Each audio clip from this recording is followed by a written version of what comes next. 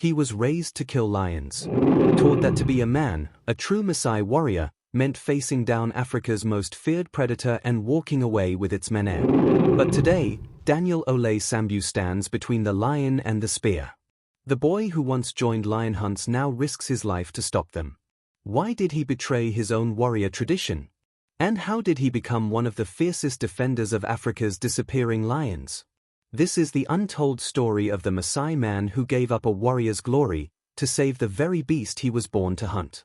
In the heart of Kenya's Amboseli ecosystem, where snow-capped Kilimanjaro kisses the horizon and elephants thunder across the plains, Daniel Ole Sambu was born into the proud Maasai tradition.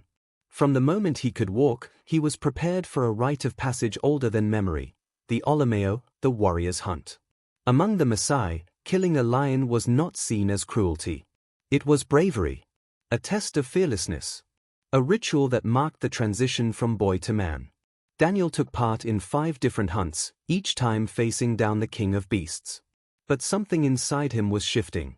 Each time the spear flew, and each time the lion fell, a question echoed louder in his heart: is this what strength truly looks like? In the early 2000s, lion numbers across East Africa were crashing. Habitat loss, climate change, and revenge killings by herders decimated populations. Daniel began to notice something deeply disturbing. These weren't traditional hunts anymore. Lions were being poisoned, trapped, shot, not as rites of passage, but out of frustration and anger. Predators, after all, don't understand fences. They follow their instincts. A lion takes a cow, and an entire village demands retribution. But Daniel saw what others refused to. If every lion was met with death, soon, there would be none left to hunt or to protect. That realization changed everything. Leaving behind his spear and the legacy of his forefathers, Daniel joined the Big Life Foundation, a conservation group protecting wildlife across Amboseli. There, he became head of the Predator Protection Program, a revolutionary community-based initiative that didn't just protect lions from people, it protected people from lions. His first mission? The Predator Compensation Fund. Here's how it worked. If a lion killed your livestock, you got compensated. But only if no retaliation occurred. It was simple, yet radical. Instead of seeking vengeance, herders had a reason to report lion attacks. And for the first time, coexistence began to replace conflict. But not everyone accepted the new way. One evening, a local herder found 3 of his cows mauled. Furious, he gathered a group of young Morans, warriors still eager to prove themselves. They followed the tracks into the bush, spears in hand. Daniel got word just in time. He rushed to the scene, alone, unarmed, and outnumbered. Standing between angry warriors and a lioness with cubs, he raised his voice. "If you must kill something today, then start with me." The standoff lasted over an hour. Voices were raised. Tempers flared. But in the end, the warriors backed down. The lioness lived. And Daniel's legend grew. But Daniel knew that to truly change the future, he had to change the next generation. So in 2012, alongside other conservation leaders, he helped launch the Maasai Olympics. Instead of killing lions to earn respect, young men would now compete in sports: spear throwing, sprinting, and high jumping. Strength, agility, and courage were still celebrated, but now lions were left out of the equation. Villages cheered. Warriors trained. And the tradition evolved, without disappearing. Daniel had done the impossible. He rewrote an ancient script without tearing it apart. As his impact grew, the world began to take notice.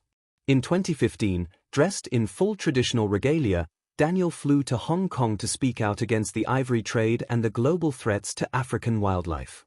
He stood before journalists, conservationists, and policymakers, not as a polished diplomat, but as a warrior-turned-guardian, telling stories of lions not as monsters, but as misunderstood neighbors. "Every lion we lose," he said, "is a piece of our identity, our ecosystem, and our soul. We must protect them, not just for Africa, but for the world." His words struck deep. Since then, he's been invited to schools, summits, and protests across Asia, Europe, and North America, representing the power of local leadership in global conservation. But even heroes grow tired. In 2023, during a severe drought, 10 lions were killed in 1 week near Amboseli. Starving, they had targeted livestock. And the community, pushed to its limits, snapped. Daniel rushed from homestead to homestead, begging for patience, preaching coexistence, but the killings left scars. He knew the deeper truth: it wasn't just a lion problem. It was a land problem, a climate problem, a human survival problem. Urban expansion, fenced ranches, and agricultural pressure are fragmenting lion habitats, forcing predators into deadly collisions with people. And the more the land disappears, the louder Daniel fights. Despite international acclaim, Daniel remains deeply rooted. He still walks the red dust trails of Amboseli. He speaks with elders under acacia trees. He laughs with children who now grow up admiring lions instead of fearing them.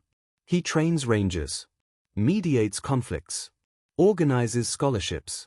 And when a lion is sighted too close to a village, he is always the first to arrive. His weapon? Wisdom. His armor? Trust. His legacy? A future where lion roars still echo across Africa's savannas. Daniel Ole Sambu was raised to end lions. Now, he lives to defend them. Not with fences or firearms, but with tradition, transformed. He reminds us that real strength isn't always found in power or pride, but in compassion, courage, and the choice to protect what others fear. If his story moved you, don't let it stop here. Share it and please hit that like button and, most importantly, turn on notifications and subscribe to Africa Unboxed, where we don't just tell stories, we unearth them.